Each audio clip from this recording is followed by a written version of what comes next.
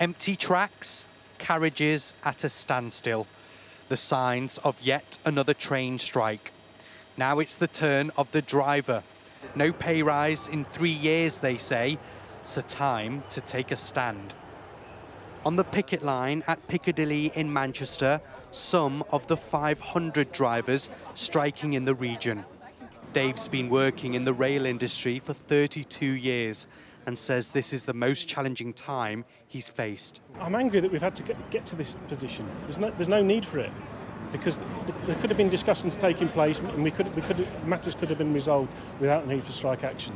The concern is as inflation rises, Dave's level of pay remains the same. But train drivers across the UK earn £54,000 on average per year. Some might say, yes, you're well paid.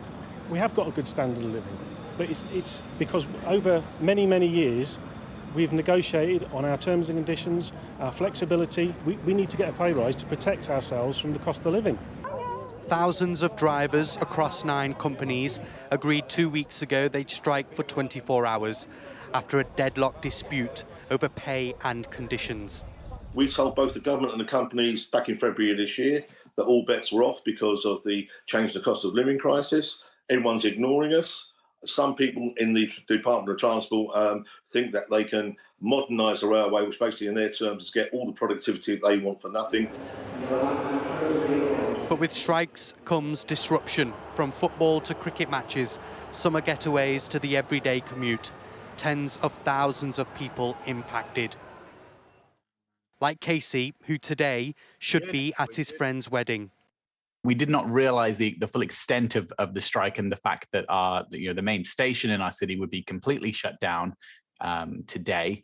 And of course, all the other methods of public transport for getting there are either fully booked or untenable price-wise for getting to this particular area.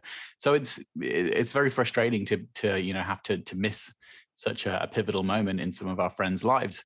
And the frustration amongst those flooding into Manchester was clear too. I think it's just being a bit greedy, to be honest, especially the way everybody else is having to cope with the money and everything going up. The strikes didn't have to happen if they paid them the money that they were asking for, and the government, the corporations don't want to pay them. How does it make you feel that they are out here today, that they're striking, that they're causing disruption?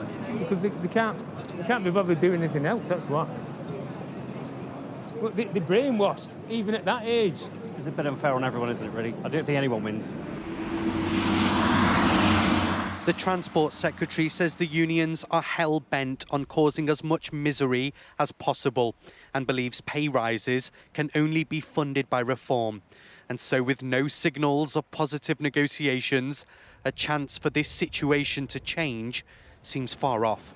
Inzamam Rashid, Sky News, Manchester.